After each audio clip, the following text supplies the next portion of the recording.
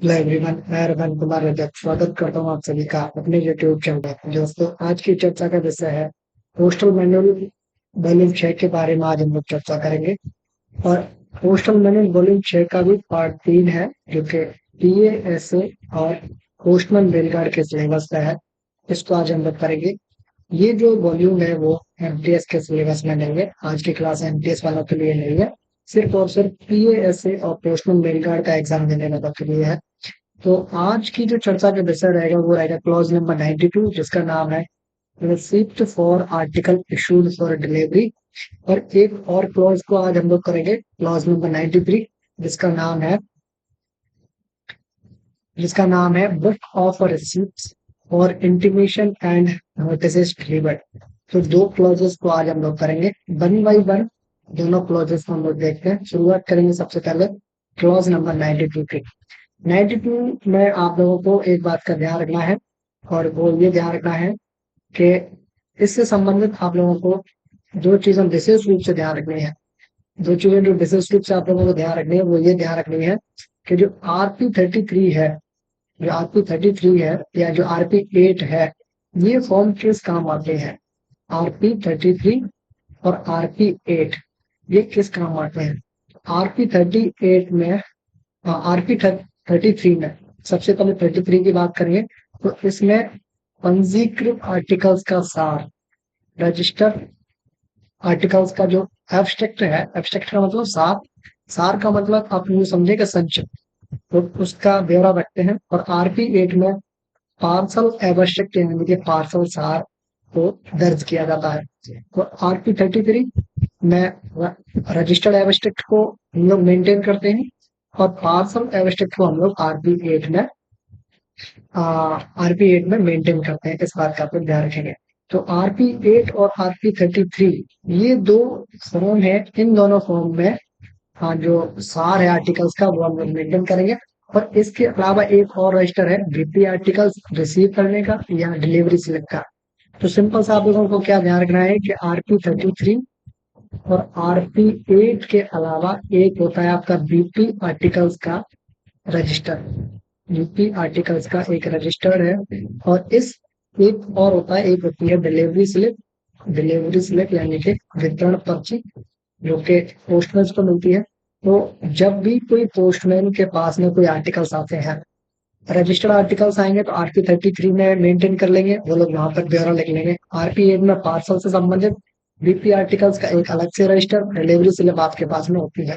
तो इन सभी में क्या होता है कि जो पोस्टमैन को आर्टिकल्स दिए जाते हैं, उनके सामने आप लोगों को यूं लिखना है कि आपके पास में, मान के चलें कि रजिस्टर्ड आर्टिकल आए 3, पार्सल आए 2, बीपी आर्टिकल आया 1, तो टोटल आपके पास में कितने आर्टिकल हो गए? 6। तो आपकी या तो डिलीवरी स्लिप में ये आर्टिकल्स की एंट्री होनी चाहिए, या बीपी आर्टिकल का रजिस्टर है RP8 RP33 है, इसमें एंट्री होनी चाहिए। और एंट्री करने के बाद में आप लोग क्या करेंगे, इसकी रिसीविंग देंगे। तो आप लोग हिंदी में भी लिखेंगे कि आपके पास में कितने आर्टिकल्स हैं, और उसके बाद में पोस्टमैन अपने सिग्नेचर करेंगे।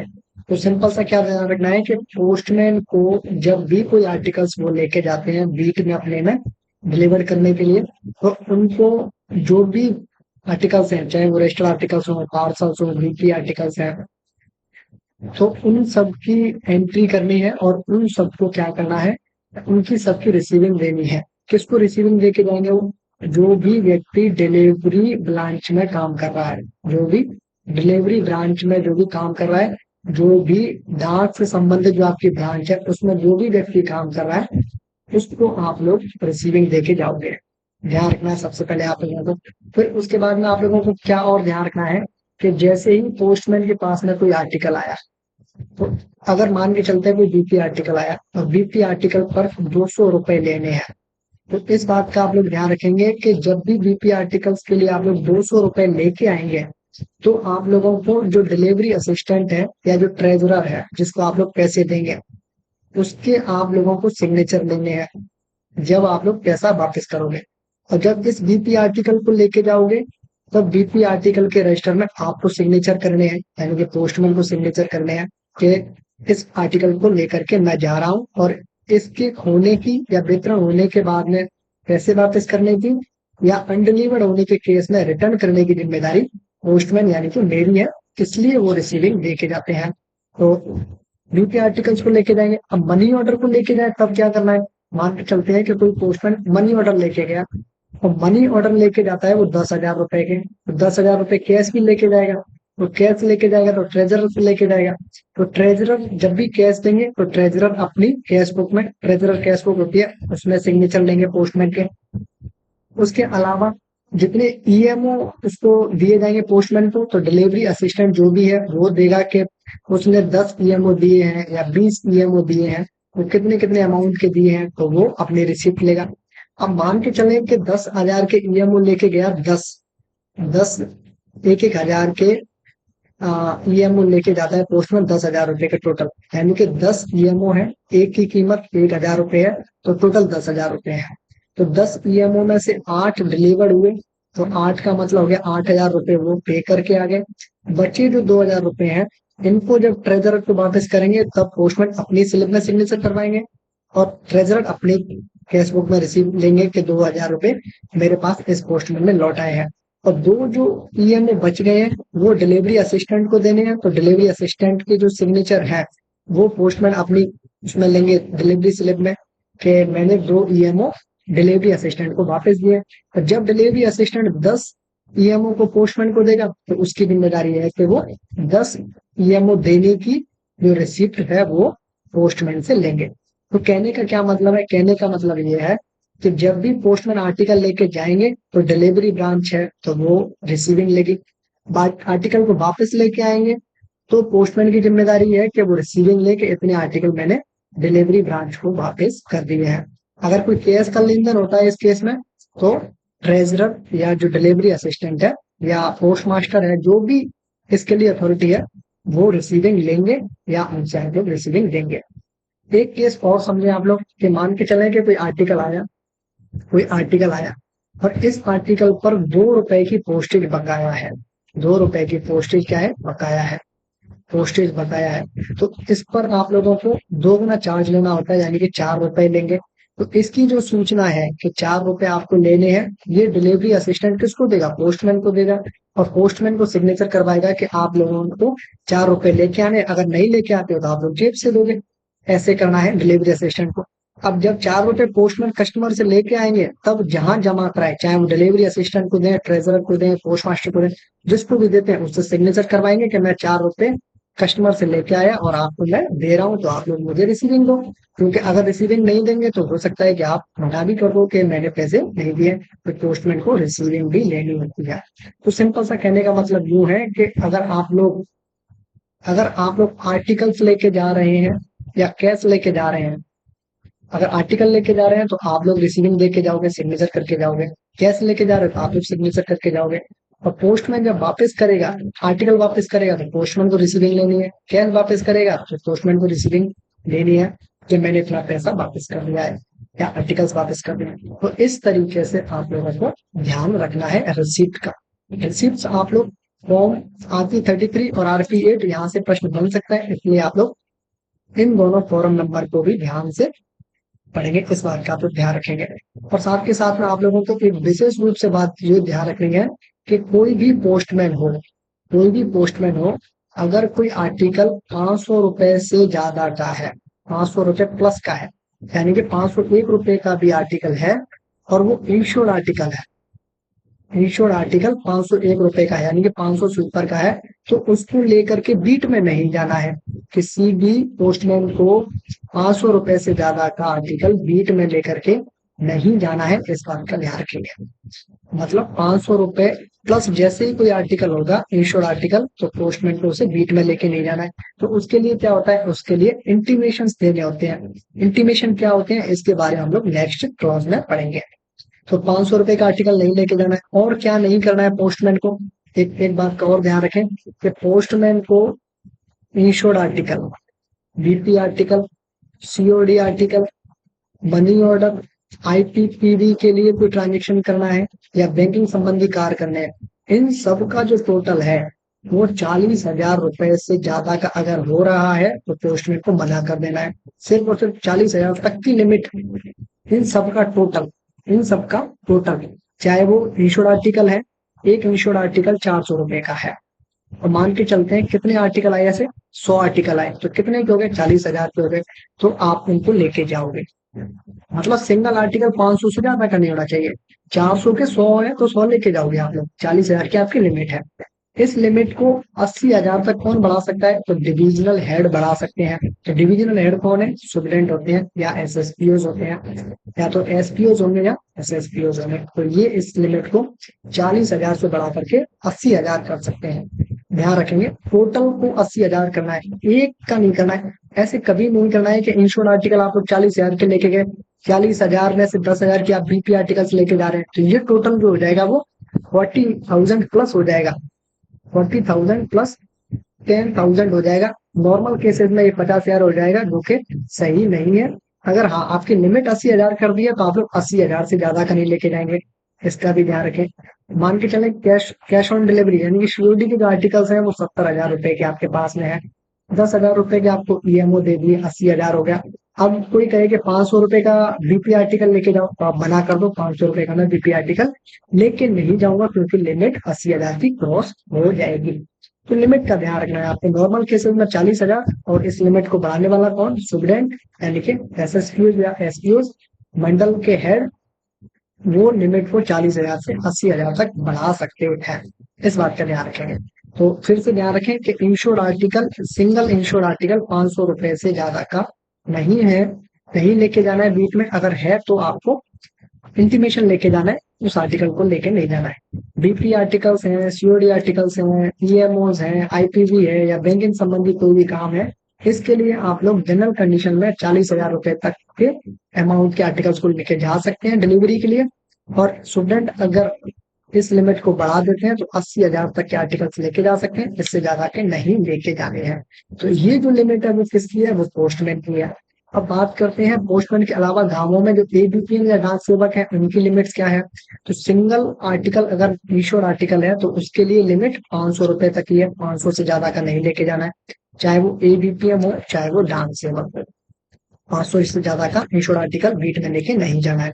दूसरा, जो अभी हम लोग बात कर रहे थे बीपी आर्टिकल्स की, मनी ऑर्डर की और सीओडी आर्टिकल्स की, आईपीपी से संबंधित जो भी काम है, कैश लिमिट जो भी है, इन सब की जो हम लोग बात कर रहे थे, इसकी जो टोटल वैल्यू है, टोटल जो इसका जो टोटल होगा वो 15,000 तक आप लोग लेके जा सकते हैं बीट में, इससे ज्यादा नहीं होना चाहिए। डिविजनल हेड यानी कि सुप्रीडेंट या एसएसपी अगर चाहे तो इस लिमिट को 15,000 से 25,000 कर सकते हैं। इस बात का आप लोग ध्यान रखेंगे, इससे ज्यादा का आप लोगों को नहीं लेके जाना है, आप लोग इस बात का भी ध्यान रखेंगे। तो लिमिट्स का ध्यान रखेंगे, फॉर्म्स जो भी है आप लोग उसका ध्यान रखेंगे। नेक्स्ट आप लोगों को और क्या ध्यान रखना है, अगला जो क्लॉज है उसको हम लोग पढ़ते हैं, और इस क्लॉज में है book of receipt for intimation and notice delivered. तो इसके लिए क्या है कि आपको फॉरम नंबर RP53, RP53 में क्या है, वो book of receipt for intimation and notice delivered की एक बुक है, या ये कहें कि आप इसके लिए फॉर्म है या एक फॉर्मेट है। RP53 में book of receipt for intimation and notice delivered maintain किए जाते हैं या दर्ज किए जाते हैं। इसमें सिंपली क्या होता है, इसमें सिंपली ये ध्यान रखना है कि 500 रुपए से अगर आपका आर्टिकल ज्यादा है, आपका इंश्योर आर्टिकल 500 रुपए से ज्यादा का है, तो आप लोगों को इंटीमेशन बनाने हैं या नोटिस बनाने हैं और वो वितरण करने हैं। तो इसका लेखा जहां भी रखा जाएगा, लेखा जो का ध्यान भी रखा जाएगा, जहां भी इसकी एंट्रीज की जाएंगी उसी को क्या कहते हैं, book of receipt for intimation and notice delivered. और किस फॉर्म या फॉर्मेट में इसको बनाना है, तो RP53 में बनाना है। तो इसमें सिंपली आप लोगों को पता चल गया क्या करना है, आपको वो सभी नोटिस, वो सभी इंटीमेशन नोट करने हैं जो कि आपकी लिमिट से बाहर के हैं, RP53 में मेंटेन करने हैं। और इस फॉर्म का क्या नाम है या इस फॉर्मेट का क्या नाम है, book of receipt for intimation and notice delivered. ये सभी पोस्टमैन को रखने हैं। और ये इसको क्या करना है, इसमें एंट्रीज कौन कौन करेगा, तो इसमें एंट्री पोस्ट मास्टर कर सकता है, आपका रजिस्ट्रेशन डिपार्टमेंट या पार्सल डिपार्टमेंट या ईएमओ डिपार्टमेंट के जो असिस्टेंट्स हैं, या यूं कहीं आप लोग पीए है या एलडीसी के लेवल का या क्लर्क लेवल का जो भी आपका वहां पे कर्मचारी है, वो इसमें एंट्री कर सकते हैं। अब इसमें क्या क्या करना है, RP53 में क्या क्या हो सकता है। बीपी आर्टिकल्स की वैल्यू 500 रुपए से ज्यादा है तो आप लोग इंटीमेशन उसका बना दो। 500 रुपए से ज्यादा का आपका इंश्योर्ड आर्टिकल है, उसकी आप लोग इंटीमेशन बना दो। ईएमओ अगर प्लांटर्स का है, प्लांटर्स का मतलब होता है बागान, बागान का मतलब होता है जो लोग बगीचों में काम करते हैं, उनके अगर ईएमओज है तो उनकी भी आप लोग एंट्री कर लेंगे। किसमें एंट्री कर लेंगे आप लोग एंट्री? तो RP53 में आपको एंट्री कर लेनी है। साथ के साथ में अगर कोई ऐसा आर्टिकल जो कि डैमेज हो गया है, यानी कि हाँ टूट फूट गया है या क्षतिग्रस्त हो गया है, तो उसकी भी एंट्री आप लोग RP53 में करें। और क्या करना है, ये जो होटल्स और क्लब्स में जो लोग रहते हैं, जो लोग निवासी है, रेजिडेंट्स हैं, उनके नाम से अगर कोई ईएमओ आ गया तो उसको भी आप लोगों को क्या करना है, उसको भी आप लोगों को RP53 में मेंटेन करना है। और पार्सल का वजन अगर 10 किलोग्राम से ज्यादा का है तो उसको भी आप लोग RP53 में एंट्री कर लेंगे। तो RP53 में आप लोगों को क्या करना है, बेसिकली आप लोग ध्यान रखें। पॉइंट नंबर 1 में लिखें कि अगर आपके पास में 500 रुपए से ज्यादा का, 500 से ज्यादा का अगर कोई इंश्योर्ड आर्टिकल है, 500 से ज्यादा का कोई बीपीटी है, या बागानों यानी कि प्लांटर्स के लिए कोई ईएमओ है, या फिर कोई आपका डैमेज यानी कि क्षतिग्रस्त कोई आपका आर्टिकल है, या फिर ध्यान रखें आप लोग होटल्स या क्लब्स में अगर कोई व्यक्ति निवास कर रहा है, निवासी है, या आपका 10 किलोग्राम से ज्यादा का अगर कोई पार्सल है, तो इन सबको लेकर के आप लोगों को बीट में नहीं जाना है। कहाँ नहीं जाना है? बीट में नहीं जाना है। तो आप लोग क्या करोगे, एक कागज लेंगे जिसको आप लोग RP53 कहते हैं, इसमें आप लोगों को इनकी एंट्री करनी है, नाम पते लिखने हैं। नाम पते लिखने के बाद में इनके एड्रेस पे जाके आप लोग यूं कह दो इनको जा करके कि आपका ये आर्टिकल आया है, या ये आपका ईएमओ आया है, या आपका बीपी आर्टिकल्स आया है। इस तरीके से आप लोगों को उनको सूचनाएं देनी है। आपको आर्टिकल्स को डिलीवर नहीं करना है वहां जाके, ईएमओ को डिलीवर नहीं करना है वहां जा करके, तो बीपी आर्टिकल को डिलीवर नहीं करना है, इंश्योर्ड आर्टिकल को डिलीवर नहीं करना है, आपको सिर्फ और सिर्फ नोटिस को डिलीवर करना है, इंटीमेशन को डिलीवर करना है। इस बात का आप लोग ध्यान रखेंगे। जब भी आप लोग इंटीमेशन को लेकर के जाते हैं ना, RP53 में लिख के लेके जाते हैं ना, तो किसी व्यक्ति को यानी कि लाइक पोस्ट मास्टर को कैसे पता चलेगा कि आप लोग उसके एड्रेस पे गए हैं? तो आप लोगों को क्या करना है कि RP53 में जहां भी आप लोग उसकी एंट्री करके लेके गए, उसके आगे जाकर के उसके सिग्नेचर करवा लो, यानी कि रिसिप्ट पे आप लोगों ने लेनी है सिग्नेचर के रूप में। जैसे ही आप लोगों ने रिसिप्ट ले ली तो उस व्यक्ति को पता चल गया कि मेरा आर्टिकल आया है, वो आ जाएगा आपके पोस्ट ऑफिस में। और पोस्ट ऑफिस में जैसे ही आएगा तो पोस्ट ऑफिस की विंडो से इन सारी चीजों की डिलीवरी होगी।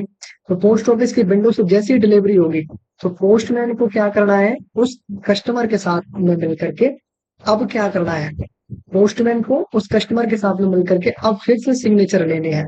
पहले तो किस में लिए थे, RP53 में, अब किस में लेने, अब सिग्नेचर लेने RP31 में या RP1 में। RP31 या RP1 में कहां पर सिग्नेचर लेने हैं? पोस्ट ऑफिस की विंडो पर जब कस्टमर आएगा।